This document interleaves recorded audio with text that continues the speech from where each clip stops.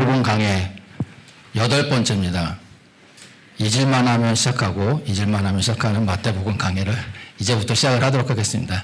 이제 8번째 때니까 여러분 이제 마태복음의 주제가 뭔지 알고 있죠? 네, 이런 반응일 줄 알았어요.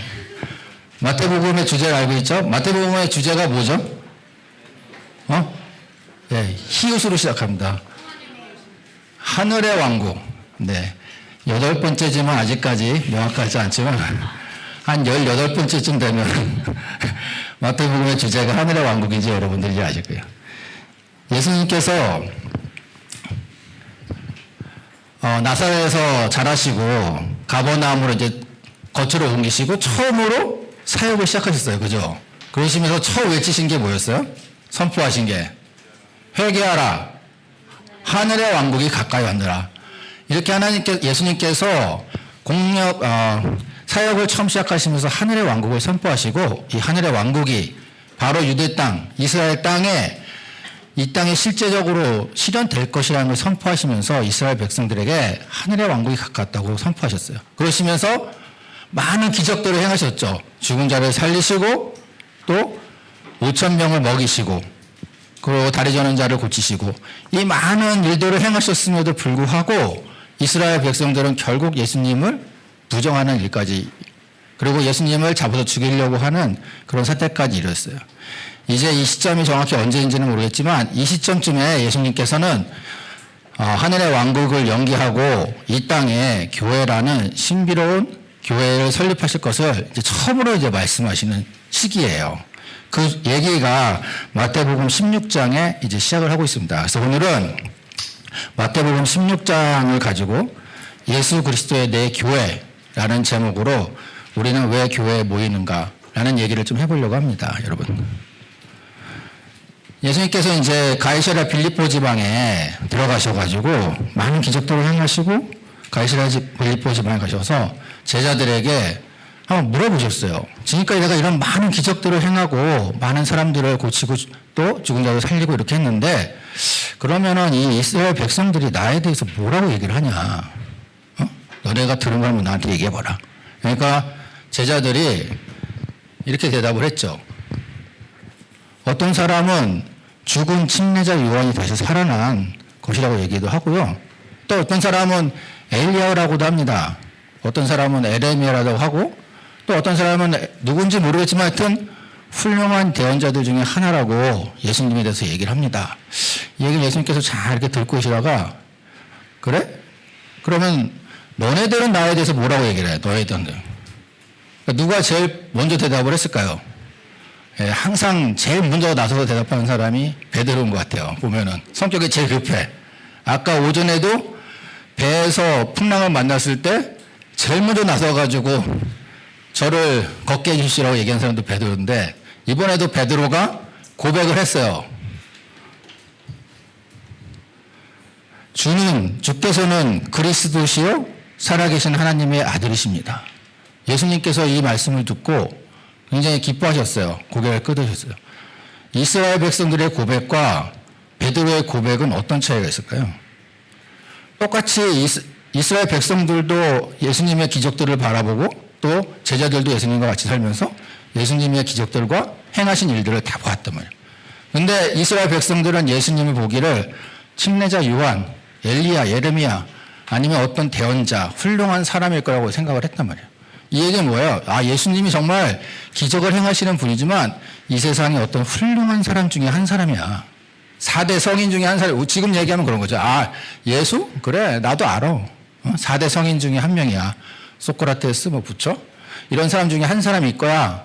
라고 얘기를 했지만 베드로는 그렇게 고백을 하지 않았어요. 예수님은 훌륭하신 분입니다. 이렇게 고백한 게 아니고 그리스도시요. 그리스도는 기름 부음 받은 자라는 거죠. 왕과 대언자들에게 기름을 부으셨어요. 그리스도시요. 또한 그와 같이 그보다도 더 살아계신 하나님의 아들. 하나님의 아들이라고 얘기했어요. 하나님의 아들이라는 것은 하나님과 동일하다는 뜻이에요. 그러니까 결국 베드로의 고백은 예수님은 참 사람이시자 참 하나님이십니다. 라는 고백이에요. 얼마나 여러분도 그런 고백을 하셨기 때문에 구원을 받고 또 이 자리에 있겠죠. 물론 그 믿음이 없는 친구들도 있겠지만 그런 친구들은 이러한 베드로와 같은 고백을 할 수 있는 그런 때가 오기를 좀 바라겠습니다. 이렇게 베드로의 고백은 단순히 예수님은 훌륭한 사람이라고 고백하는 것이 아니라 참 하나님이시며 참 사람이시고 우리를 구원하시기에 오신 그리스도라는 것을 고백하는 그런 고백이었어요. 이 고백을 들은 예수님께서 베드로를 칭찬하시면서 이것을 안 것은 너의 피와 살, 즉 너의 생각으로 안 것이 아니라 하나님께서 알려주셨기 때문이다 라고 얘기하시면서 그 유명한 말씀을 하시죠. 오늘 주제가 되는 18절에 너는 베드로와 이 반석 위에 내가 내 교회를 세우리니 지옥의 문들이 그것을 이기지 못하리라 라고 얘기하시면서 예수님께서 교회를 세우실 것을 말씀을 해주셨어요. 여기서 이제 우리가 이 문장에서 두 가지 단어를 좀 주의 깊게 봤으면 좋겠어요. 반석이라는 단어와 내 교회. 예수님께서 세우시려고 하는 교회는 어떤 교회예요? 내가 세운 교회가 아니고 전장호의 교회가 아니고 여러분의 교회가 아니고 바로 예수님의 교회를 이 땅 위에 세우시겠다고 하신 거예요. 근데 어디에? 반석 위에. 그럼 이 반석은 과연 무엇을 얘기하는 걸까요? 반석은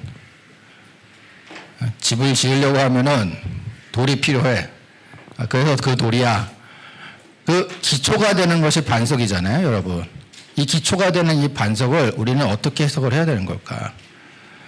천주교에서는 이 반석을 베드로하고 얘기를 주장을 하고 있어요. 설명을 하고 있고 베드로는 말 뜻대도 어원 자체도 베드로라는 뜻은 반석이라는 뜻이에요. 그래서 천주교에서는 이 반석이 베드로다. 그리고 베드로가 제1대 교황이다. 그래서 천주교가 계속 그 교황의 지위를 이어왔기 때문에 천주교가 정통성을 가지고 있는 것이다 라고 주장을 하면서 이 반석은 베드로라고 주장을 하고 있어요. 하지만 뭐 첫째 교황인 베드로는 사실 교황은 결혼을 하지 않죠. 근데 그럼에도 불구하고 이제 베드로 같은 경우는 결혼도 하고 해서 이런 베드로가 초대 교황이라는 것은 성경적으로 전혀 뭐 신뢰할 만한 얘기는 아니지만 그들은 그렇게 주장을 하고 있어요. 하지만 실제로 이 반석은 베드로를 얘기하고 있는 것이 아니라 예수님을 말씀하고 있는 거예요. 성경에 보니까 우리 성경에 보면은 예수님에 대해서 돌, 반석, 그리고 모퉁이돌이라는 그런 표현들이 많이 나오고 있어요. 베드로 자체도 베드로전서에서 기록하기를 예수님을 선정받은 자, 보배로운 산돌, 그리고 반석이라고 이렇게 얘기를 하시고 있어요. 하나님을 사람들에게 거부당했지만 하나님께서 예수님을 선정된 돌, 보배로운 산돌로 그분을 삼으셨고 그분을 반석이 되게 하셨어요. 바울도 마찬가지로 이렇게 예수 그리스도를 반석으로 표현하는 그런 글들을 고린도 전서에 이렇게 기록을 하고 있습니다. 이 얘기는 이제 이스라엘 백성들이 애굽을 빠져나와서 광야에 있을 때 있었던 그런 어떤 만나와 물을 받았던 그런 것들을 영적인 표현으로 바울이 이제 고린도 전서에 기록을 하고 있는 건데 이스라엘 백성들이 광야에서 물이 없을 때 모세가 돌을 치니까 거기서 물이 나왔잖아요. 그런 표현들을 그때 그 반석을 예수 그리스도라고 그렇게 얘기를 하고 있어요. 그래서 실제적으로 우리가 여기서 하나의 중요한 포인트는 예수님께서 세우시려고 하는 교회의 반석이 되는 이 반석은 바로 예수 그리스도 아니면 예수 그리스도에 대한 이 베드로의 믿음의 고백과 같은 이 믿음 위에 예수님이 교회를 설립하시겠다 그런 의미로 우리가 받아들이면 좋을 것 같아요. 베드로라고 하는 그런 해석을 통해서 잘못된 어떤 천주교 캐톨릭의 그런 교리에 빠지지 않도록 조심을 했으면 좋겠습니다. 예수님께서 이제 교회를 세우시겠다고 말씀을 하셨잖아요. 이제 교회라는 이 표현이 마태복음 신약 성경에 이제 처음 등장하기 시작했어요. 그 이전에는 교회라는 것이 없었죠. 그죠? 이스라엘 백성 유대인들은 회당에서 모여서 이제 회당이란 그런 장소는 있었지만 교회라는 이런 표현은 신약교회에 처음 나왔고 그리스어 에클레시아라는 뜻이에요. 그래서 교회라는 것은 부름받은 자들의 모임, 어떤 특별한 목적으로 부름받은, 그 중에서 특별한 목적으로 부름받은 자들의 모임을 교회라고 얘기를 합니다. 그래서 우리가 흔히 이제 교회라고 하면 그냥 우리가 다니고 있는 그 교회, 건물이 있는 어떤 사람들의 모임, 이런 것들 교회라고 이제 일반적으로 생각을 하고 있지만 성경적으로 보면은 교회는 크게 보편적 교회와 지역 교회로 이렇게 나눌 수가 있어요. 그래서 한번 보편적 교회는 어떤 것을 설명하고 있고 지역 교회는 무엇인가, 그걸 한번 알아보도록 할게요. 보편적 교회, 우주적 교회, 우리가 구원받지 못한 때 또는 구원받지 못했던 사람들이 예수님을 구주로 고백하고 구원을 받게 되면 어떻게 되죠? 구원받은 사람들이, 믿는 자들이 자기가 구원을 받아서 그런 믿는 사람들의 모임, 그런 것이 우주적 교회라는 것으로 표현이 되고 있어요. 여기서 보면 에베소서 1장 22절 23절에 보니까 예수님께서 교회의 머리가 되시고 우리 교회는 그분의 몸이 된다고 얘기를 하고 있어요. 그래서 에베소 1장 22절에 또 모든 것을 그분의 발 아래 두시고 그분을 모든 것 위에 머리가 되게 하사 교회에 주셨느니라. 교회는 그분의 몸이니라. 그러니까 구원받은 모든 믿는 자들은 하나님의 교회가 되고 그 교회는 예수 그리스도의 몸이 되는 거예요. 그래서 우리는 시공간을 떠나서 믿는 모든 사람들은 다 예수님의 지체죠. 그리고 한 형제 자매예요. 그래서 베드로나 아니면 바울이나 여기 있는 우리나 나중에 하늘 왕국에 가서 다 만나게 되면 서로 형제자매라고 부르는 거고, 지금 우리도 실제로 이곳에 살면서도 우리 교회 같은 경우는 신약교회 정통을 이어서 형제자매라고 부르죠. 그죠? 여러분들한테 형제자매, 연령에 관계없이 형제자매라고 얘기를 하고 있는 거예요. 그래서 이 보편적인 교회, 우주적인 교회는 믿는 모든 사람들을 얘기하는 것이고, 미국에 있는 사람들이나 아니면은 한국에 있는 사람들, 한국에서도 여기에 모여 있는 사람들이나 또 저쪽 다른 지역에 있는 사람들이나 믿는 모든 사람들을 우리는 보편적 교회의 한 형제 자매로서 있는 것입니다. 하지만 우리가 통상적으로 교회 그러면 이런 보편적 교회를 얘기하진 않아요. 우리가 통상적으로 얘기하는 교회는 어떤 교회죠? 지역 교회를 우리는 그냥 통상적으로 교회라고 얘기를 해요. 그래서 우리가 교회에 간다라고 하면 지역 교회에 가는 것을 얘기하는 것이고, 그래서 지역 교회는 같은 구원받은 사람들이 같은 믿음을 가지고 모여 있는 곳이 지역 교회예요. 그래서 신약교에서 쓰이는 그 여러 의미는 전부 다 이 지역 교회를 얘기하고 있어요. 그래서 우리가 성경을 읽다 보면 고린도 교회 얘기도 나오고 에베소 교회도 나오고 요한계시록에 보면 7교회들도 나오고 하는데, 그런 교회들은 모든 것이 다 이런 지역 교회를 얘기한다. 그래서 우리가 성경을 읽을 때 대부분의 교회는 다 지역 교회를 얘기하는 것이다. 이렇게 지역 교회는, 아까 보편적인 교회는 거기에는 누구만이 포함될 수가 있어요? 네? 구원받은 사람만이 보편적 교회에 포함될 수 있지만, 우리 지역 교회에는 그냥 교회에 나오는 사람들은 다 구원받은 사람인가요? 네? 여기도 아닌 경우가 있을 수 있어요. 맞아요. 그래서 지역 교회에는 모든 사람들이 다 구원받은 사람만이 지역 교회의 교인이 되는 것이 아니고, 구원받지 못한 사람도 지역 교회에 포함된 회원이 될 수, 인원이 될 수 있다. 그래서 지역 교회와 보편적 교회는 좀 차이가 있다. 근데 우리가 지금 읽었던 마태복음 16장 18절에 나오는 교회는 어떤 표현적으로 보면은 이런 지역 교회를 얘기하는 게 아니고 아까 얘기했던 보편적 교회를 얘기하는 것이겠죠. 성경에 나오는 교회는 항상 사람들의 모이는 집회로 표현되고 있어요. 교회는 모임이에요, 모임.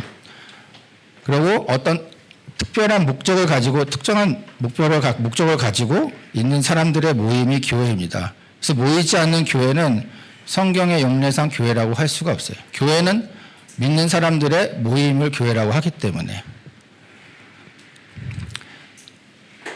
바울이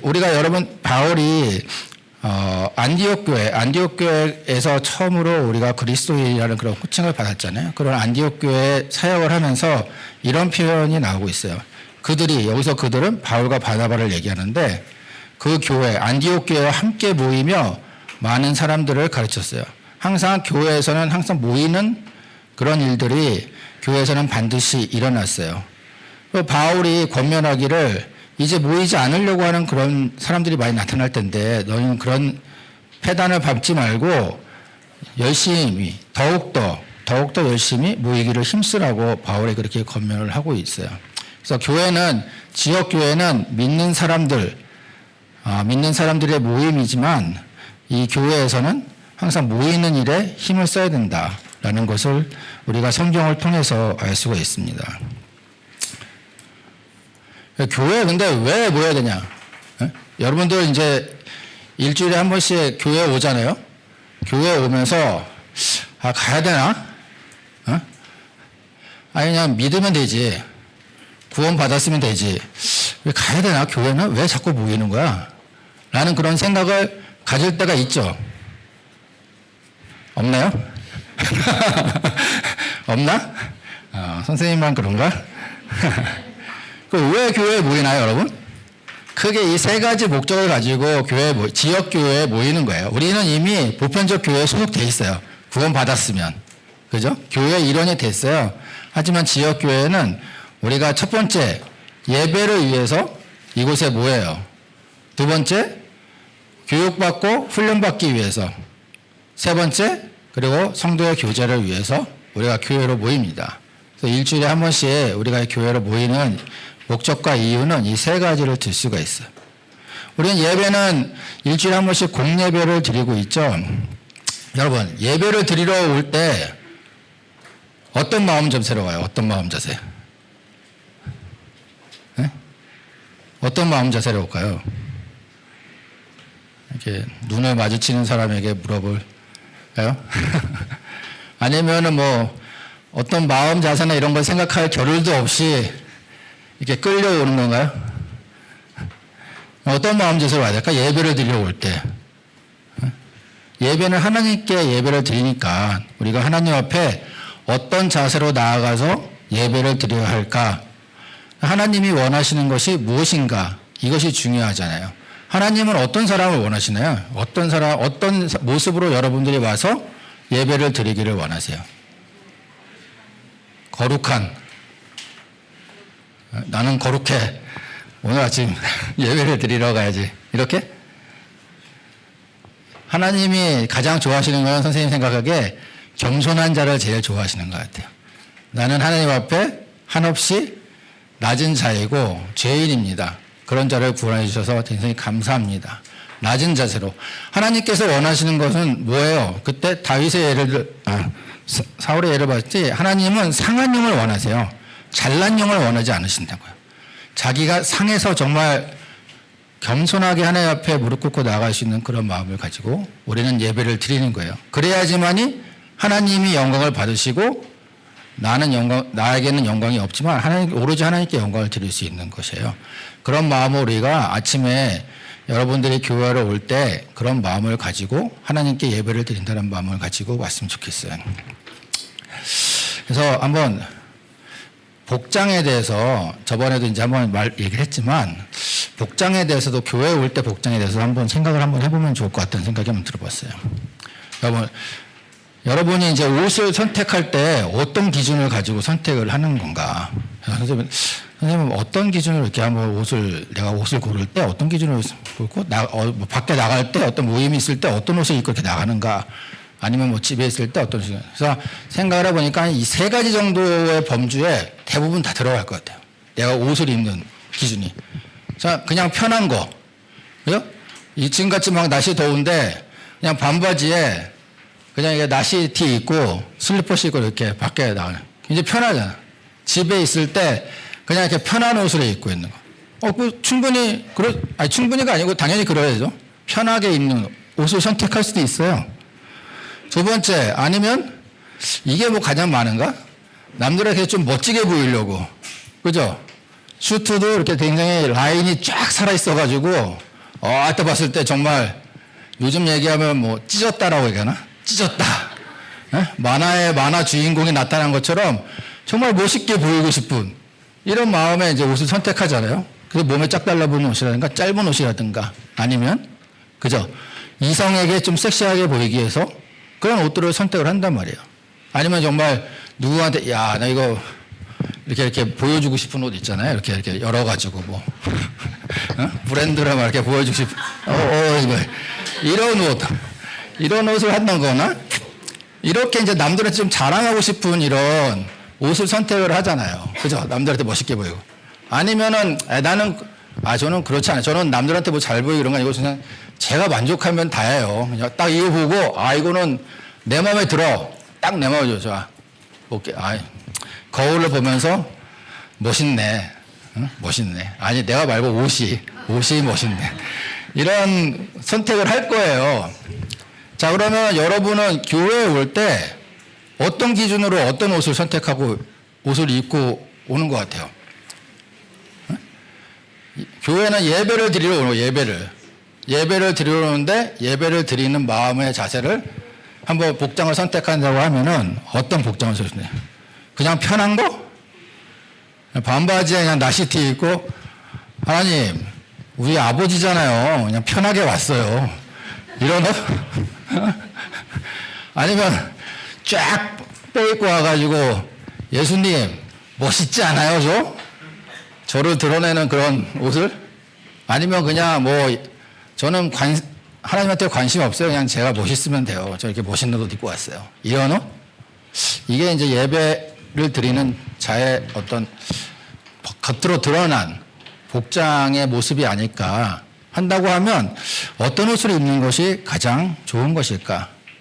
그래서 사실은 우리 아까 했잖아요. 예배 드리는 자세, 겸손한 마음, 하나님을 경외하는 마음, 그리고 상한 영을 가지고 예배를 드려 온단 말이에요. 그럴 때 옷은 그냥 사실 이런 기준에 부합되지 않는 것 같아요. 그래서 우리가 얘기하기는 그냥 단정한 옷, 하나님이 그냥 우리가 봤을 때 단정한 옷을 입고 교회에 참석을 하자라고 이제 얘기를 하고 있는 거죠. 그 단정한 옷이라는 것이 우리의 기준은 남자 같은 경우는 카라를 입고 바지를 입고 여자 같은 경우는 너무 드러나지 않는 옷을 입고 오는 것이, 그래야 이 복장으로 인해서 내가 드러나거나 하나님에 대해서 경외하는 마음이 소홀해지거나 이러지 않는 거거든요. 그래서 복장을 우리가 그냥 좀 단순한 옷들을 입고 오자라고 얘기를 하는 거예요. 그게 아니고 저는 정말 하나님에 대한 경외하는 마음이 정말 있지만 하나님 앞에 잘 보이려고 아주 제가 입는 옷 중에서 가장 좋은 옷을 쫙 빼입고 왔습니다 라고 하면 아마 하나님이 그거는 내 마음을 잘 몰라서 하는 걸 거야 라는 얘기를 하실 것 같아요. 하나님은 그걸 원하지 않으세요. 하나님은 자기를 드러내지 않고 단순하게 그런 옷들을 입고 오는 것을 좋아하실 거라고 생각을 합니다. 그래서 정결한 옷. 근데 이게 또 시대마다 좀 틀리겠죠. 지역마다 또 틀리고. 만약에 저희가 조선시대에 지금 살고 있어서 이렇게 얘기한다면 뭐 카라 있는 옷 이런 거 아니고 한복을 입고 오는 것이 그런 어떤 좀 예의 바른 옷이 되겠죠. 또 아프리카에 가서 여러분 이렇게 자켓 꼭 입고 이렇게 적도인데 가가지고 이게 정결한 옷입니다 얘기하면 그건 또 안 맞을 거예요. 그래서 지금 우리가 살고 있는 이 지역, 이 나라, 이 시대에 누구나 보편적으로 그랬을 때 적정한 옷, 이것이 우리가 교회에 입고 나올 수 있는 옷이다라고 저는 생각을 해요. 여러분 화장도 마찬가지인 것 같아요. 화장을 여러분 너무 과도하게 하는 것은 자기를 드러내려고 하는 거거든요. 근데 교회에 올 때 자기를 그렇게 드러내려고 하는 것은 바람직하지 않다. 여러분들이 스스로 판단하셔서 교회에 올 때 정말 예배드리는 자세를 가지고 복장이나 이런 외모나 이런 것들을 취하고 오시면 좋겠다. 그래야 우리의 마음과 행동이 동일하게 하나님을 경외하는 예배를 드릴 수 있을 것이다 라고 할 수 있을 것 같아요. 자, 교회에 오는 두 번째 목적은 교육과 훈련이에요. 교육과 훈련. 우리가 구원 받았어요. 열심히 살았어요. 근데 우리가 신앙의 어린아이와 같은 경우에 있다면은 다시 성장을 해야 돼요. 우리가 교육과 훈련을 하는 이유는 주님의 일을 감당하기 위함이에요. 신앙적으로 이렇게 나이는 많이 먹었지만 사실 신앙적으로는 믿음이 처음 있으면은 그 신앙적으로는 되게 어려요. 선생님도 이제 나이를 먹고 이렇게 하면서 신앙의 나이와 실제 육체적인 나이와 이 갭에 대해서 고민이 많이 될 때가 있어요. 나는 세상에 나가면 지위도 이렇고 뭐 아는 것 지식도 이렇고 내가 지금까지 쌓았던 뭐 경험이나 이런 것도 있는데 신앙적으로 얘기를 하면 되게 연약한 부분들이 많이 있단 말이에요. 이게 그래서 육체적인 나이와 신앙적인 나이는 사실은 서로 맞지 않아요. 그러면 이런 신앙적인 성장도 우리가 반드시 해 나가야 돼요. 그러기 위해서 교회에 와서 여러분들이 말씀을 듣고 또 교육을 받고 여러분들의 우리의 신앙의 성장을 위해서 노력을 해야 됩니다. 에베소서 4장 11절부터 12절에 그렇게 얘기를 하고 있어요. 이 교회에 여러 직분을 주셨어요. 그 중에 특히 목사 겸 교세를 주셨는데 그 이유는 성도들을 완전하게 하는 것이 목표예요. 완전하게 한다는 것은 신앙에서 성장을 하게 한다는 거잖아요. 여러분들이 여기 와서 말씀을 듣고 교육을 받고 훈련을 받아서 성장을 해야 돼요. 언제까지 어린아이 같이 있을 수는 없어요. 여러분들이 이제 중고등부를 졸업하고 대학을 가고 사회에 나가서 어떤 리더십의 입장에 섰을 때 여러분들이 정말 신앙인으로서 리더십을 선한 영향력을 발휘할 수 있기 위해서는 지금부터 여러분들이 이런 교육과 훈련을 받아야 됩니다. 그렇게 섬기는 일을 하게 여러분들이 성장을 해야 돼요. 그것이 왜? 결과적으로는 그리스도의 몸을 세우는 거예요. 그리스도의 몸은 교회입니다. 교회. 이 교회를 세우기 위해서 여러분들이 또 선생님들도 교회에 나와서 교육과 훈련을 받아야 됩니다. 말씀 위에 올바로 서기 위해서. 그래서 교회는 예배와 교육과 훈련 이렇게 그 다음에 세 번째 교회에 오는 목적 중에 하나가 교제예요. 교제. 여러분들 이제 이 생각이 같은 사람들끼리 모여서 같이 시간을 보낸다는 거는 굉장히 큰 행복이에요. 여러분도 베프가 있죠? 친구들 중에 베프가 없나요? 나는 그냥 외톨이야. 이런 표현을 써야 되나? 독고다이야. 이런. 그렇지 않아요? 여러분, 베프가 있죠. 소울메이트가 있어요. 그죠? 친구 중에 자기 마음을 맞는 친구가 있단 말이에요. 그런 친구들하고 같이 시간을 보낼 때 어때요? 나의 에너지가 더 막 살아나지 않나요? 기가 막 빨리나요? 그렇진 않죠. 여러분들 에너지가 그런 친구들을 통해서 다시 채워지고 회복되고 하는 그런 일들이 있어요. 교회도 마찬가지예요. 같은 신앙과 같은 생각과 같은 목적을 가진 사람들끼리 만나서 교제함으로써 서로에게 위로가 되고 서로에게 안식을 줄 수 있는 거예요. 여러분들이 여러분 옆에 있는 친구들에게 여러분들이 위로와 안식을 줄 수 있는 사람들인 거예요. 그리고 이런 교제를 통해서 또 자기 자신을 돌아볼 수 있는 이런 기회를 갖게 있는 거죠. 그래서 교회에 이제 오는 목적에 대해서 한번 알아봤어요. 우리가 교회에 오는 목적은 예배를 드리기 위해서, 그리고 교육과 훈련을 받기 위해서, 그리고 세 번째 교제를 하기 위해서 이렇게 우리는 교회에 모입니다. 오늘 마태복음 16장에서 예수님께서 이제 하늘의 왕국의 연기를 교회를 세우겠다는 말씀으로 그렇게 대신하시면서 앞으로 교회의 시대가 열릴 것이라는 것을 말씀했어요. 지금 우리는 교회 시대에 살고 있습니다, 여러분. 이 교회 시대에 어떻게 훌륭한 교회 생활을 할 수 있을까? 예수님께서 말씀하신 이 교회에 대해서 예배와 그리고 교육과 훈련과 교제를 하기 위해서 항상 모이기에 힘쓰는 우리가 돼야 됩니다. 선생님, 근데 꼭 예배를 교회 와서 드려야 돼요? 그냥 유튜브도 있고 요즘은 온라인으로 잘 드릴 수 있는데, 그리고 교육과 훈련이 그냥 혼자, 저는 독학 스타일입니다. 독학 스타일. 인강으로 다 해요. 요즘 유튜브에 나오고 해서 다 할 수 있어요. 인강으로. 교제는 저는 성격상 사람 사귀는 걸 싫어해요. 저는 그냥 혼자 곰곰이 생각하고 이런 시간 보내는 걸 좋아합니다. 이렇게 얘기하는 시대에 사실 우리는 살고 있어요. 굳이 교회에 가야 되냐. 모든 것이 인터넷으로 다 되는 이런 시대. 그럼 여러분들은 거기에 대해서 어떤 생각을 갖고 계시나요?